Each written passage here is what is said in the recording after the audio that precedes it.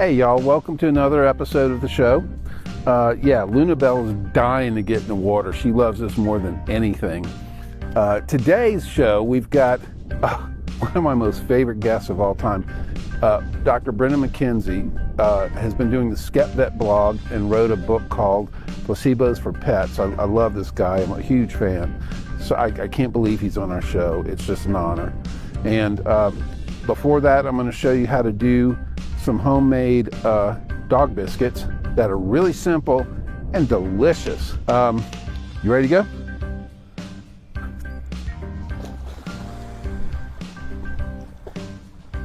go? We also have our movie pick of the week. I'm telling you, she keeps interrupting me. She's got it.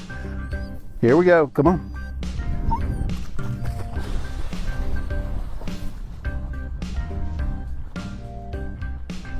I'm going to go into the basics of the heal command and show you just how to get started on that and how to really get it down pat. So, without further ado, let's get into homemade blueberry and banana dog biscuits.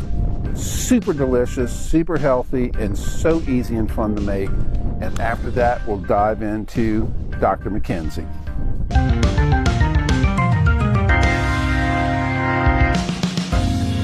To make homemade blueberry and banana dog biscuits, you'll need 3 cups almond or whole wheat flour, 1 cup of blueberries, 2 ripe bananas, 2 eggs beaten, 3/4 cups peanut butter. Verify your peanut butter does not contain xylitol, which is poisonous to dogs. Very important.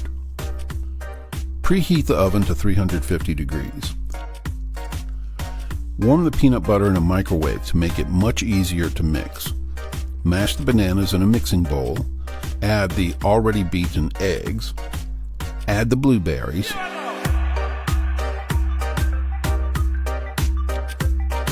Mix in the softened peanut butter. Slowly mix in the flour bit by bit. Eventually you'll be working with a peanut butter dough, so you'll end up using your hands. On a countertop or cutting board, with a small amount of flour to prevent sticking, flatten the dough out with your hands. Sprinkle the dough lightly with flour to prevent sticking, and then roll it out to about a 1/2 inch thickness. Cut to your desired size. You could even use a cookie cutter, but I make mine into about 1-inch squares. Spread them out on a cookie sheet and place in the oven for 20 to 30 minutes until slightly brown. Place the finished biscuits in a container and refrigerate. Healthy, yummy dog biscuits you made yourself with love for your own dog, or make them as a gift for a friend's dog. Luna Bell loves them.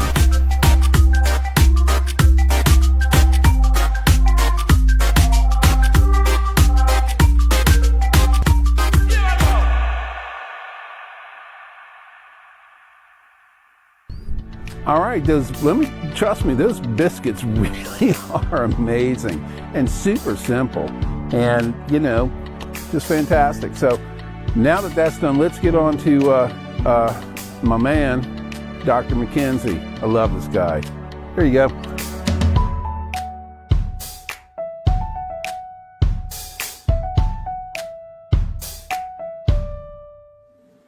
Hey y'all, we're here with Dr. McKenzie.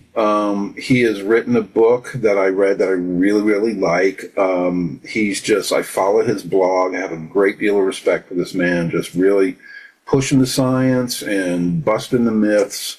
And I'm going to give you a chance, just a minute to introduce yourself. Well, thank you. I appreciate the opportunity. I'm Brendan McKenzie, and basically at the heart of it, I'm a vet. I've been in, small animal general practice for 25 years, so I see patients. The last few years, I've also added a little bit of research to that. So I work at a company called Loyal that's looking for ways to help dogs live longer and healthier lives through some medications that we're developing. But my real interest is just in how do we use science to take the best care of our pets that we possibly can. And back in about 2009, I started a blog called the SkeptVet blog, which basically was just a place to put information that I had put together for my own clients. Clients would come and ask me questions, and I thought, well, I'm getting the same question over and over again. I should write up an answer and have it available for people. And then when I put the time and energy into doing that research, I thought, might as well share that with the rest of the world. And that's how the blog started. And after about 15 years or so of that, I'm still going. And the book was just an opportunity to collect together, thoughts that I had over about a 10-year period to just make it available to people as a reference. Oh, and I, like I said, I read the book. I love the book. Tell us about the book. How did the book come about? Well, I wrote the book in 2019, and by that point, I'd spent about 10 years on the blog, and I noticed patterns. There are certain ways that people think about how to take care of their pets, or veterinarians think about their patients, that get us into trouble.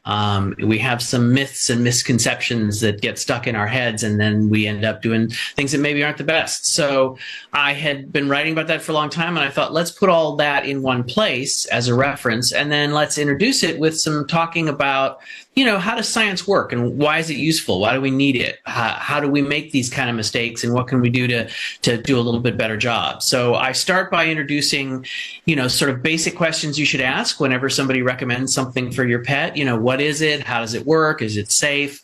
And then some guidelines on, how do you look into that? What kind of information is reliable and what is maybe not so trustworthy? And then I just, that's the part that I hope will help people think a little differently about, healthcare for their pets. And then there are just a bunch of chapters that are reviewing particular methods, things that maybe aren't so useful, but that are maybe popular enough that we should think about, why do we think they're useful, and how could we investigate that? And, is this really a good idea or not? Things like homeopathy and acupuncture and herbs and supplements and a whole bunch of different kinds of therapies that don't have a ton of science behind them when you look into it closely. Right.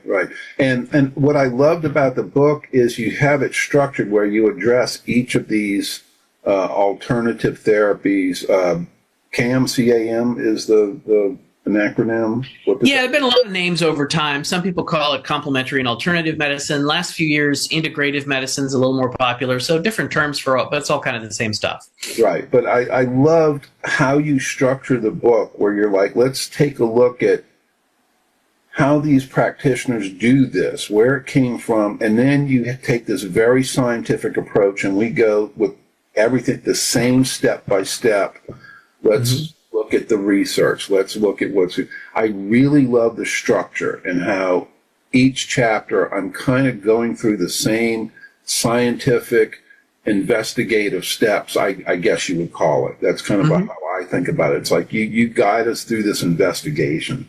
It's almost like watching NCSI for pets. But you actually got, you studied acupuncture yourself. You got like certified as an acupuncturist. Tell me about that. So acupuncture is one of the most complicated ones to look at. There are some things that are pretty straightforward and pretty easy, but acupuncture, sticking needles in people or in dogs, does something, and the question is what it does a reliable, predictable therapy or not? And there are thousands of research articles out there to answer that question. And so, I wanted to be as fair and open-minded as I could about understanding the science. And there is a teacher, Narda Robinson, who's a veterinarian and also a physician, and she has background in acupuncture, and she teaches or used to teach at the Colorado State University Vet School. And she very much takes the approach of, let's look at acupuncture scientifically. Let's put aside all of the qi and yin and yang and all of the sort of mystical folk stuff, and let's just look at it scientifically and see what we get.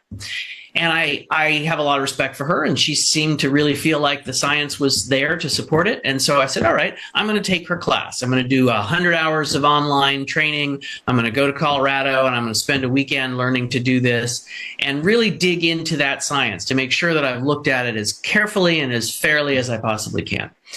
And so I did that. And at the end of the day, Narda and I don't agree. I don't think there is much science there. I think there's very little real benefit. And I think that the reason we think there is has a lot to do with how hard it is to do good studies on acupuncture. A good study always involves some kind of a placebo, right? Everybody needs to not know for sure who's getting which therapy. And yeah, it's hard to do that. You know whether someone's actually poking you with a needle or not. And if you're an acupuncturist, you know if you're putting that needle where you think it's supposed to go or somewhere else. And so it makes it really hard to do that. And the best studies, the better we do that, the less we find.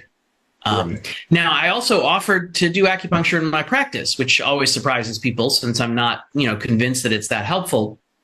And the answer to that was quite simple. I think in general, if it's done by somebody with good training, it's pretty harmless. And in my area, the people who offer acupuncture are very consistently anti-science in general. If you go to them to get acupuncture because your dog's back hurts, sure, you'll get acupuncture, but they'll stop your vaccines, they'll take you off your pain meds, they'll start feeding you raw diets, they'll do a whole bunch of other things that I think are much more dangerous. And so for my clients, I said to them, look, I'm not sure this does anything at all. I think it's pretty safe. And I promise that if you are willing to stick with me and to do good science-based care for your pet, I'll do this other thing for you anyway, just so that I don't lose you to somebody who's going to take you away from science-based medicine altogether. And I did that for a couple of years. I can't say as I feel like it did anything dramatic for my patients, but I also feel like, I saved some people from going down that rabbit hole of completely alternative anti-science medicine. I want to address two things real specifically. One is, and I've had this discussion with my own veterinarian, and I know you had a recent blog post about, do you trust your vet? Yes, I trust my veterinarian absolutely, completely. One of the things I had asked her about was the grain-free diet. Now, I feed my dog from 4-star. The only reason I do that is because it's one of the only foods she will eat. She's a picky eater with it. But I talked to her about the grain-free because the From 4-star comes with grain and without grain. There's a grain-free version.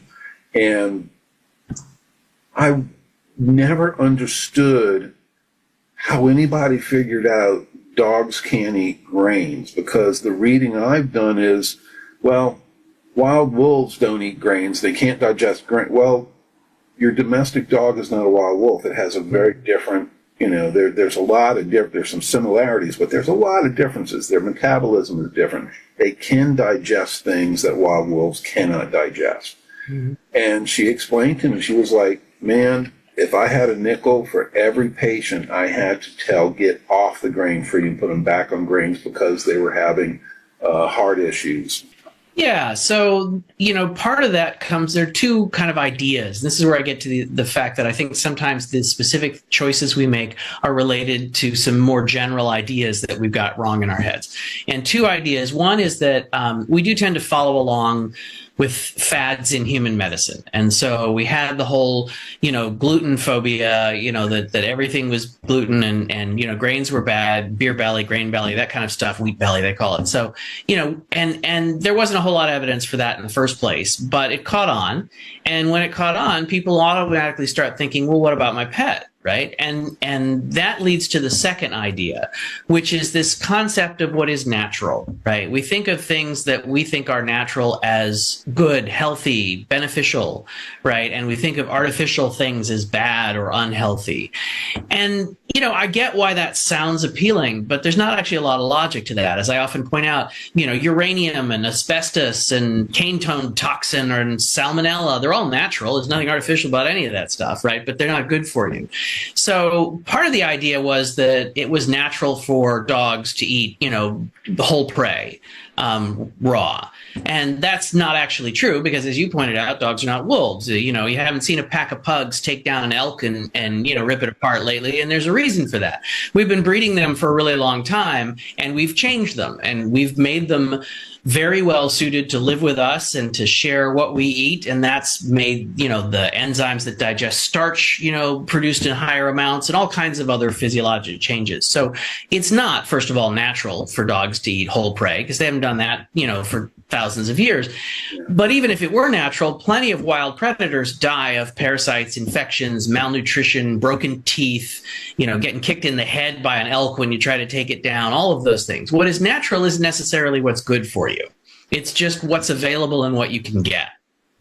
So the idea behind the raw and the grain-free diets is partly a kind of a carryover of the gluten phobia, which is starting, thankfully, to fade a little bit in people, and also just this mistaken idea that you can decide what's natural, and then once you do, that's the good thing, and that's what you should go for.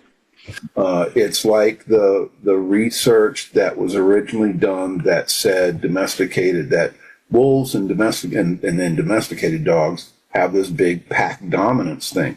And the guy who wrote a book about that has written another book denouncing that, saying, but when I went out into the wild and watched them in the wild, they're family. It's not pack leaders in a pack. It's a mother, father, and their children and grandchildren, great-grandchildren. And I always say, a lot, and I think you mentioned this with your vet, that the key to talking to people about these things is, communication and understanding where these ideas come from.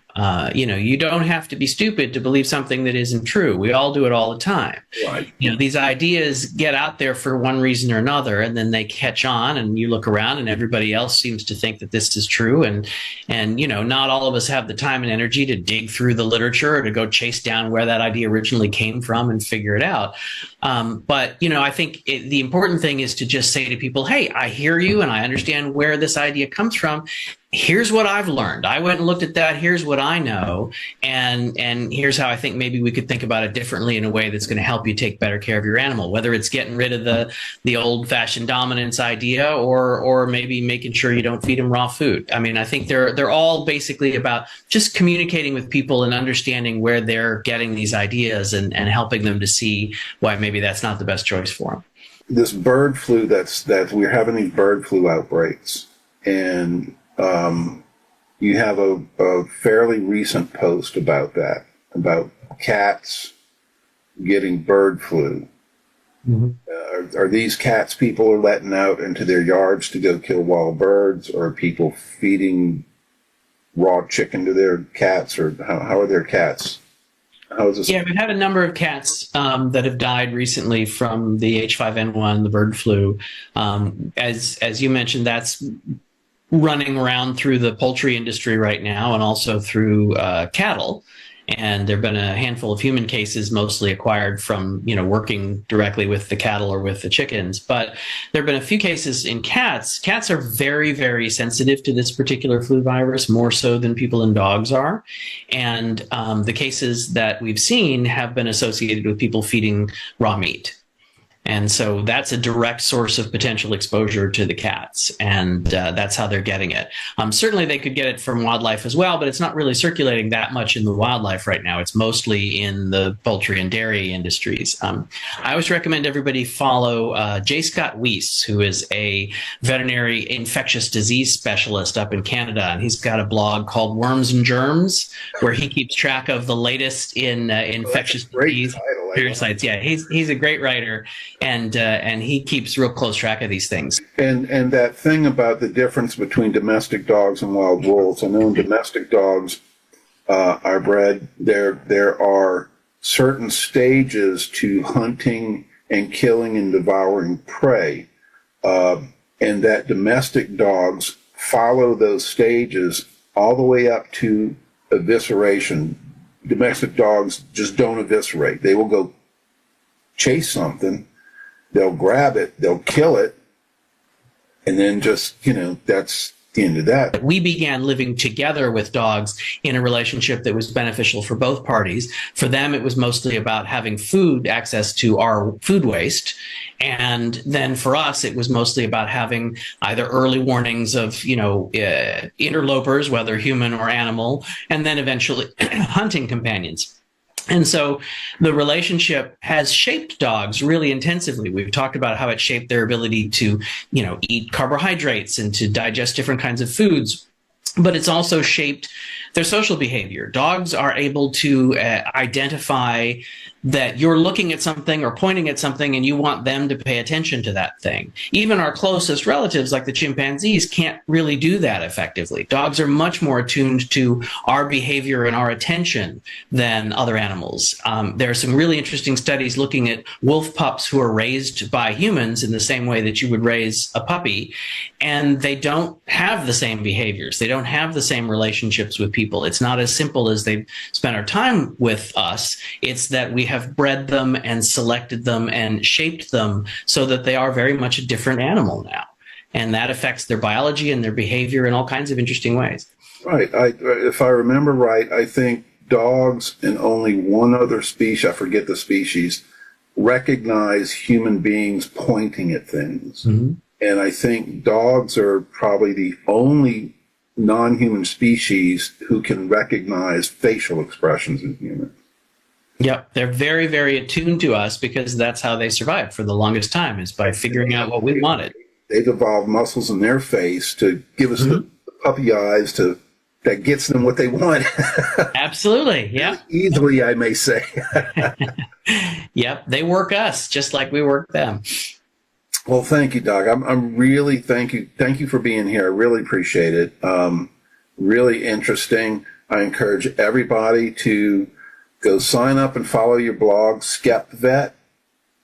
Where can they find that? Yeah, SkeptVet.com. I mean, I'm on, I have the blog. I have all sorts of social media, all the various platforms now, Twitter or X, Blue Sky, Threads, you name it, I'm there somewhere. I have a handful of videos on YouTube and TikTok, though I'm an old man, so I'm not a very adept TikToker. So yeah, there's information out there all the time, and I keep up with it as I can, but there's a whole resource of 15 years of articles to look through, so lots of stuff for people to check out. And Placebo for Pets. Placebos for Pets, The Truth About Alternative Medicine in Animals. That's the book. I love that book. I really encourage everybody watching this to go buy a copy of that book. It's just amazing. I loved it. I love it, especially if you're a science geek like me. Oh, it's great. It's fantastic. Thank you so much. Always good to hear. Thank you. I appreciate your time. I know you're busy. And listen, keep doing that blog as long as you can, because I love it. I think we need science educators like you now more than ever. Well, thank you. I can't help myself. I'll keep doing it. Okay. Thank you so much. All right. Take care. Well, that was great. I can't thank Dr. McKenzie enough for being on the show. That was just awesome. I'm just a huge fan. So let's get into our movie pick of the week. Hey, come here. Go get it.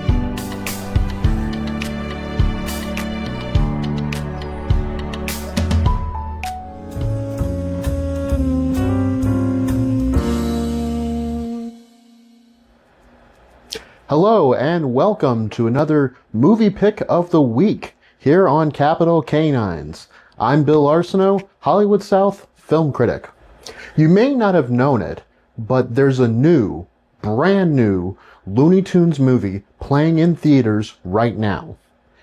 Not since I was a young lad watching double features and pre-show short cartoons with my family have I watched a Looney Tunes movie in the theater. The shenanigans, the gags, and the perfect comedy timing. Wow. My movie pick of the week is The Day the Earth Blew Up. Starring none other than Porky Pig and Daffy Duck, portrayed here as lifelong friends in a shoestring family, The Day the Earth Blew Up has our plucky heroes searching for work to fix their roof, which has been damaged by a UFO of all things. The rest of the story involves green slime, alien conspiracies, a large asteroid that's hurtling towards the planet, and bubblegum. Now, of course, a Looney Tunes movie would have to stretch the silliness into a wacky plot to fit a feature-length film. But what of a 2D animated cartoon in our modern age? How does it work? Well, as it turns out, it works very well. The Day the Earth Blew Up is exciting in some places and hilarious in the right spots. For adults, there's enough coded jokes to catch wink-winks to our own sensibilities. For kids, there's plenty of suspense and zaniness to keep them on the edge of their seats. Now, sometimes things get a bit gross and even slightly too violent, but remember that this is a comedy brand from a time when such action was okay for all ages. And I suspect that it's still okay. More than okay. The Day the Earth Blew Up is now playing at a theater near you. For more reviews, recommendations, and ruminations on the whole of cinema, you can subscribe to my online newsletter and blog located at www.moviegoing.rocks, and you can find me on the Blue Sky app. Support Louisiana Film and support your local animal shelter.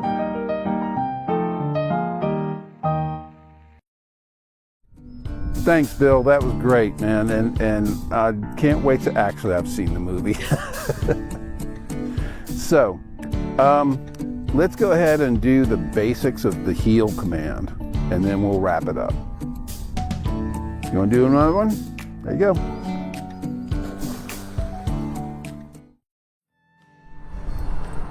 All right, let's go through the basics of heal. Now, I can't go through a complete training course in the context of a TV show like this, but I can show you some things that'll help you along with your heal. You really need to go to a professional, experienced trainer. So the first thing, you want to make sure you've got sit taught already, because it's going to be important. Come on.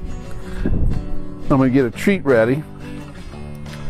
Now I want her, since I'm right-handed, I'm going to hold her leash in my right hand. I'm going to put the loop around and hold in my right hand. I want that leash across the front of my body, and I want her on my left side. That gives me the most control.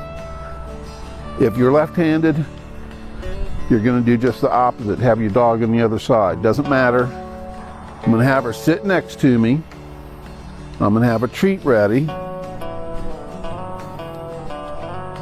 Heel. See, and I'm just going to do one step at a time. And when she can keep up with me with one step, I'll do 2 steps. Heel. Good girl, good girl. And I'm going to keep doing 2 steps over and over. And look, I'm holding the leash. I'm not jerking the leash or dragging her with the leash. I'm just keeping the leash just short enough. I want it loose, but I want to be able to telegraph my intentions to her. Once you do 2 steps, you'll do 3 steps and 4 steps, and eventually heel.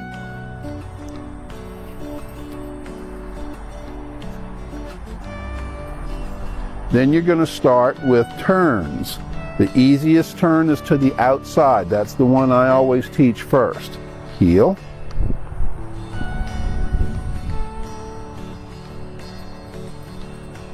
Yes, good girl. Then once they're good at that, heel.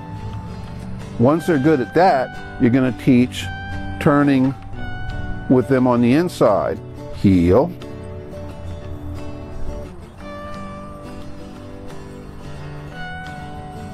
Good girl, good girl. Stay. And then heel.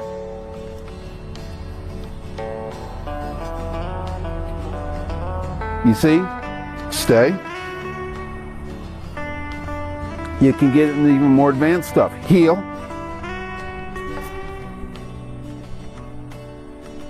So at a distance, if I say heel, she knows, come to me, come around behind me, and get in that heel position. Yes, good girl, good girl. Look, I'm going to give you some extras because you're so purty. So there you go. It's just a matter of do the work, get the results.